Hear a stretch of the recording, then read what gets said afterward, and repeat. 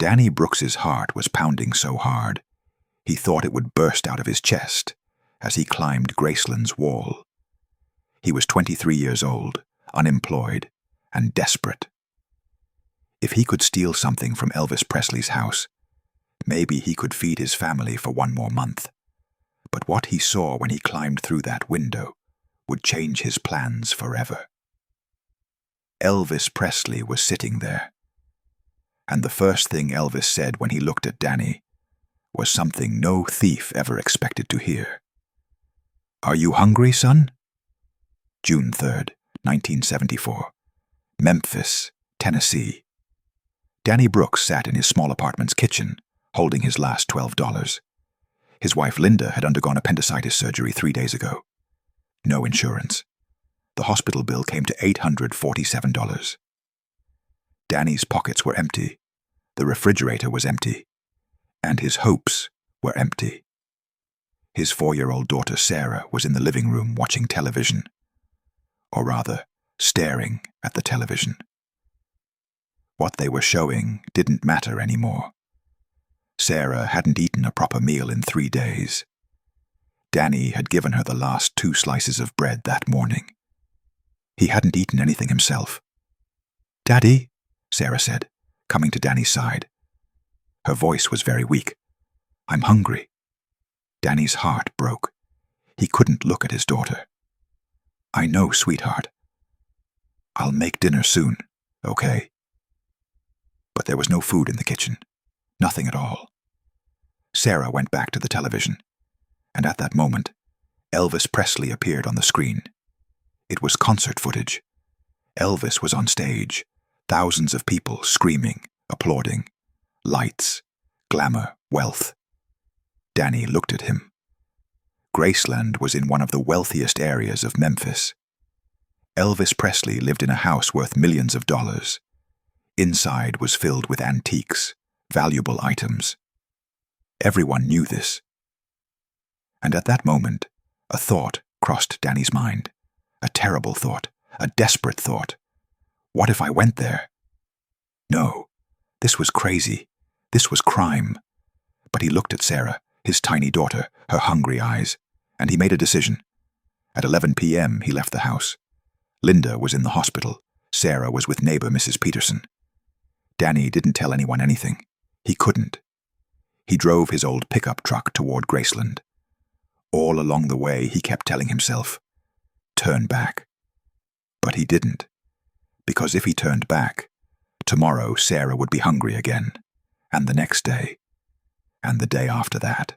At 2:15 a.m., he parked in front of Graceland, but not right nearby. He parked in a dark street 2 blocks away. He turned off the lights and sat there. His hands were shaking. His breathing was rapid.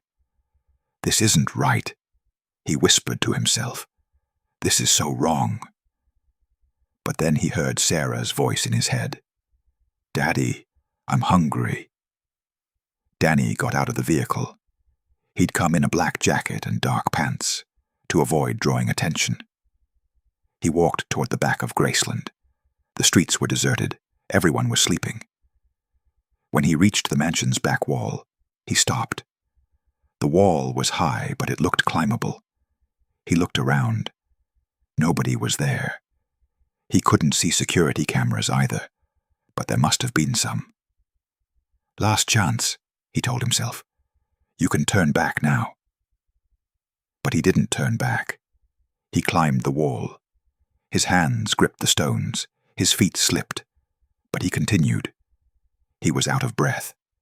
His heart was beating so fast that he felt pain in his chest.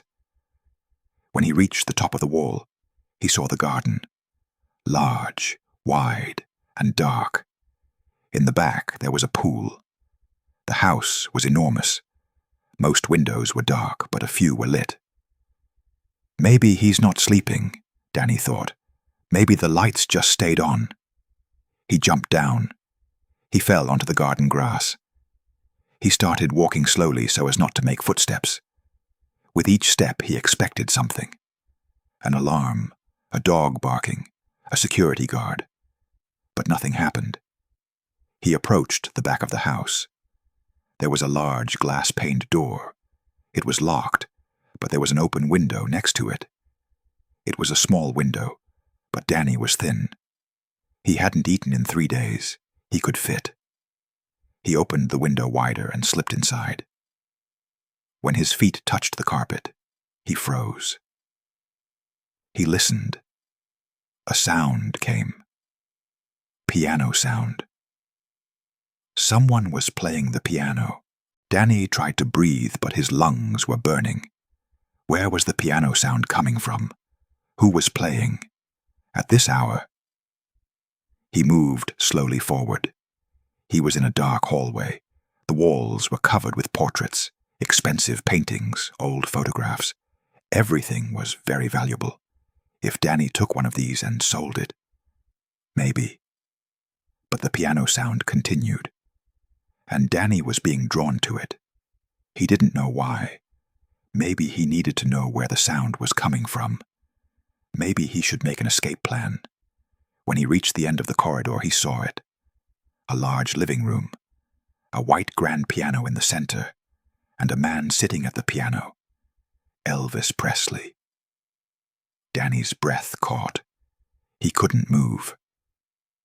Elvis was there, really there, playing the piano, a soft melody.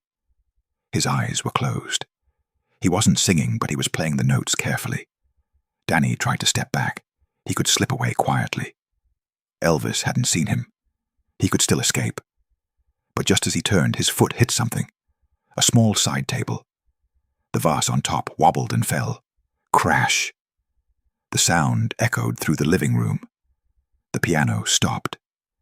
Elvis opened his eyes and turned around. And he made eye contact with Danny Brooks. Time stopped. The two men were looking at each other. Danny was frozen. Elvis looked calm, but surprised. "Hello," Elvis said, his voice slow. "How did you get in here?" Danny couldn't speak. His mouth opened, but no sound came out. There was only one thought in his brain. Run. Run now. But his feet weren't moving. Elvis got up from the piano bench. He walked slowly toward Danny. Danny stepped back. "Stop," Elvis said, raising his hand. "Don't be afraid. I won't hurt you." Danny backed against the wall. There was nowhere to run. "I'm sorry," he said, his voice trembling. I just... "Are you hungry, son?" Elvis asked. Danny froze. "What?" "Are you hungry?" Elvis repeated. Now he was closer. There was no anger on his face, no fear either, just curiosity, and something else. Compassion? Danny didn't understand. I'm a thief," he said. "I broke into your house. You should call the police." Elvis shook his head. "I know. But I asked you something. Are you hungry?" Danny's eyes filled with tears. "Yes," he whispered. "I'm very hungry." Elvis led Danny to the kitchen. Graceland's kitchen was bigger than Danny's entire apartment. Stainless steel refrigerators, marble countertops, every kind of appliance. "Sit down," Elvis said, pointing to one of the tables. Danny sat. He was still in shock. "Is this real?" he thought. "Is Elvis Presley going to make me food?" Elvis opened the refrigerator and started taking things out. Chicken, lettuce, tomatoes, cheese, bread. He lined them up on the counter. "Do you eat sandwiches?" he asked. Danny nodded. "But why?" "I broke into your house to steal." Elvis started making a sandwich. "I know, but you're hungry, and feeding someone who's hungry is more important than sending them to jail." Danny started crying, silently. Tears streamed down his cheeks. "I'm sorry," he said. "I'm so sorry. I'm not a bad person. It's just my family was hungry and I..." Elvis placed the plate in front of Danny. It was a big, thick sandwich. "Eat," he said. "Then we'll talk." Danny looked at the sandwich. His stomach was making sounds. He hadn't eaten in 3 days. But he still hesitated. "This isn't right," he said. "I came here to steal. You're giving me food. This is what's right." Elvis said, sitting across from him. "Now eat, please." Danny took the sandwich and bit into it. It was the most delicious thing he'd ever tasted, not just from hunger, because this sandwich was made with love. There was compassion in it. When Danny finished the sandwich, Elvis had given him a glass of milk, and now he sat across from him waiting. "Tell me," Elvis said, "why are you here? Really?" Danny took a deep breath and told everything. About Linda, the hospital bill, unemployment, Sarah. How desperate he felt. How he couldn't find another way. "My daughter has been hungry for 3 days," Danny said. "She's 4 years old. And I don't have money to feed her. What kind of father am I?" Elvis listened quietly. He didn't interrupt, didn't judge, just listened. "I know how you feel," Elvis said finally. "I grew up poor, too. In Mississippi, in Tupelo. Sometimes we didn't have anything to eat. My mother would beg food from neighbors. My father would do labor work. Once I stole bread from a store. I was 10 years old. I got caught." Danny was shocked. "You? Elvis Presley?" Elvis smiled. "Yes, me. Back then I was just a poor kid, and I was very hungry. My mother was so ashamed. But the store owner didn't call the police. He gave me the bread and said, 'Next time, ask.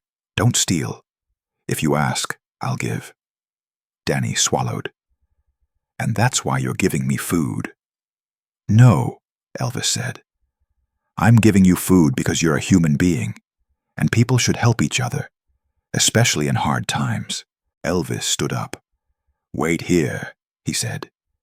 He left the room and returned a few minutes later. He had an envelope in his hand. "This is for you," he said, extending the envelope to Danny. Danny opened the envelope. Inside was money. A lot of money. Danny didn't count, but there was at least $1,000.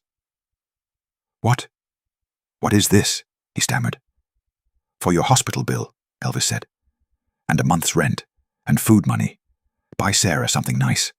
A toy or something." Danny jumped up. No, I can't take this. I'm a thief. You're giving me money." "You're not a thief," Elvis said. "You're a desperate father, and I'm helping you. But I have one condition." Danny waited. "You're going to find a job," Elvis said. "A good job, an honest job, and you'll never steal again. From anyone, understood?" Danny nodded, tears in his eyes. Yes, I promise." "Good," Elvis said. "Now go. Your wife and daughter are waiting for you." Danny walked toward the door, but he turned back. "Mr. Presley," he said. "Why? Why did you do this?" Elvis smiled. "Because someone did it for me too. And now it's my turn. Maybe one day you'll help someone else too. That's how it works." Danny nodded. "I promise. I'll help, whenever I get the chance." Elvis walked him to the door. "Be careful," he said. "And Danny?" "Yes. Don't come here as a thief again. But as a guest, you're welcome any time. My door is open to you." Danny cried. He bent down and shook Elvis's hand. "Thank you. You saved my life." The next morning, Danny went to the hospital. He visited Linda and told her everything. She didn't believe it at first. "Elvis Presley," she said, "is this real?" "It's real," Danny said. He showed her the envelope. "And we don't need to worry anymore. I'll pay the bill." A week later, Danny found a job. He started working in construction. It was hard work, but it was honest. And Danny worked very hard, every day, every hour.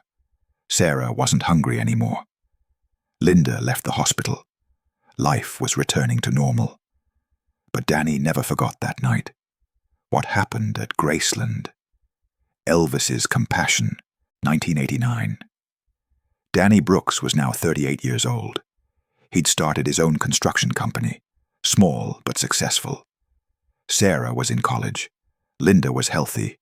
Everything was good. But Elvis had died in 1977. When Danny heard the news, he cried a lot. He went to the funeral. There were thousands of people in front of Graceland. They were crying, singing. Danny stood there silently, and he promised to himself, "I'll do what you did. I'll help people. I promise." And he did. For years, Danny used the money in that envelope to help others. He gave food to poor families. He paid hospital bills. He found jobs for the unemployed. "Elvis gave me a chance," he would say. "I give chances to others." 2009. Danny Brooks was 68 years old. His granddaughter Emily was doing a school project, an essay titled, "A Moment That Changed Your Life." "Grandpa," Emily said, "what changed your life?" Danny smiled. "One night I broke into Graceland," he said, "and Elvis Presley showed me mercy." Emily was shocked. "What? Really?" And Danny, for the first time in 35 years, told the whole story, every detail. Climbing the wall, the broken vase, Elvis's question, "Are you hungry, son?" Emily wrote her essay about that story. Her teacher was so impressed that she sent it to local journalists, a journalist called Danny. "Can we publish this?" he asked. Danny hesitated. Elvis never told him to keep it secret. But Danny had felt that way. This was a special moment. But then he thought, maybe this story will inspire others. Maybe others will start helping too. "Yes," he said, "publish it." When the story was published, it went viral. Newspapers, TV channels, internet sites. Everyone shared Danny Brooks's story. People were amazed. Elvis Presley had forgiven a thief. Not only forgiven, but helped. Given money. Given a second chance. Danny received hundreds of letters. People thanked him for sharing the story. Some told their own stories. How Elvis's music had saved them, or how someone else's compassion had. One letter came from a woman named Linda Harrington. "Mr. Brooks," she wrote, "Elvis saved my father's life too. In 1972, my father lost his job. He couldn't pay the electricity bill. Elvis anonymously paid the bill. My father never found out. But I know. Elvis was our angel."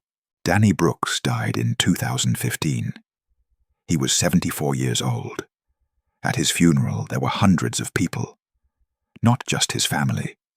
People he'd helped. People whose lives he'd changed. Sarah spoke at her father's funeral. "My father always told me, Elvis gave me a second chance.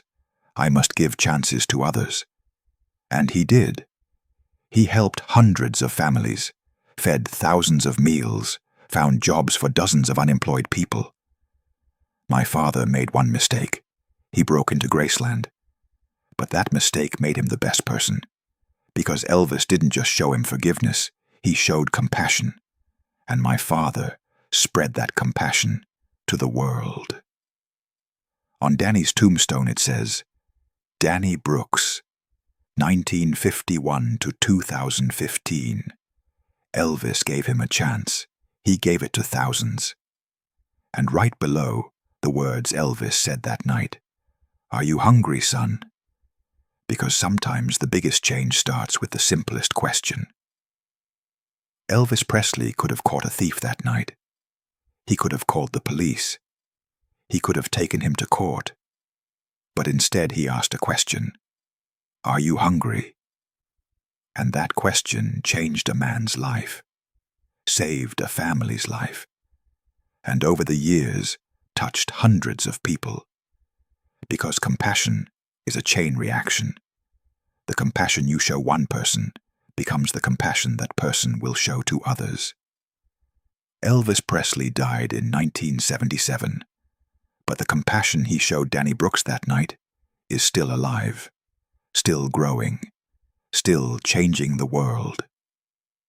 If this incredible story of forgiveness and compassion moved you, Don't forget to subscribe and hit that like button. Share this video with someone who believes in the power of second chances. Have you ever given someone a second chance? Or been given one? Share with us in the comments. And don't forget to turn on notifications, because more amazing true stories are coming.